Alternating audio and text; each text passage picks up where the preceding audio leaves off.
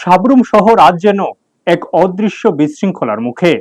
নীরব এক সমস্যা ক্রমশ বড় আকার নিচ্ছে। ব্যাটারি চালিত অটোর অনিয়ন্ত্রিত চলাচল ও দাঁড়ানো। প্রতিদিনের ব্যস্ত জীবনে এই বিষয়টি এখন সাধারণ মানুষ থেকে শুরু করে ব্যবসায়ীদের জন্য বড় ভোগান্তির কারণ হয়ে দাঁড়িয়েছে। সাবরুম শহরে ব্যাটারি চালিত অটোর জন্য কোনো নির্দিষ্ট স্ট্যান্ড বা নির্ধারিত স্থান নেই। ফলে অটোগুলি সম্পূর্ণ অনিয়ন্ত্রিতভাবে শহরের বিভিন্ন রাস্তায় চলাচল করছে এবং যেখানে সেখানে দাঁড়িয়ে থাকছে।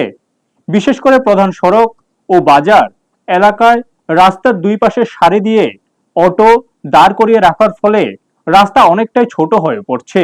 এর প্রভাব পড়ছে সরাসরি ব্যবসার উপর। বাজার এলাকায় অনেক দোকানের সামনে অটো দাঁড়িয়ে থাকায় ক্রেতারা সহজে দোকানে ঢুকতে পারছেন না। ফলে ব্যবসায়ীরা ঠিকমতো দোকান করতে পারছেন না এবং তাদের মধ্যে ক্ষোভ বাড়ছে। অন্যদিকে শহরের গুরুত্বপূর্ণ ট্রাফিক পয়েন্টগুলোর সিগন্যাল লাইট দীর্ঘদিন ধরে অকেজ অবস্থায় পড়ে রয়েছে বলেও অভিযোগ উঠেছে। এতে যান চলাচল নিয়ন্ত্রণে বড় ধরনের শূন্যতা তৈরি হয়েছে। প্রতিদিনই ছোট বড় যানজটের সৃষ্টি হচ্ছে এবং দুর্ঘটনার আশঙ্কাও বেড়ে যাচ্ছে। এই পরিস্থিতিতে শহরের ব্যবসায়ী মহলে তীব্র অসন্তোষ দেখা দিয়েছে। তাদের মতে সমস্যার মূল সমাধান হলো ব্যাটারি চালিত অটোর জন্য নির্দিষ্ট স্ট্যান্ড নির্ধারণ এবং ট্রাফিক ব্যবস্থাকে সক্রিয় করা।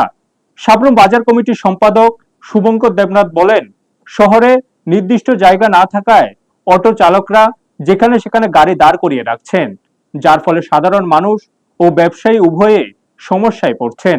তিনি প্রশাসনের দ্রুত হস্তক্ষেপের দাবি জানান।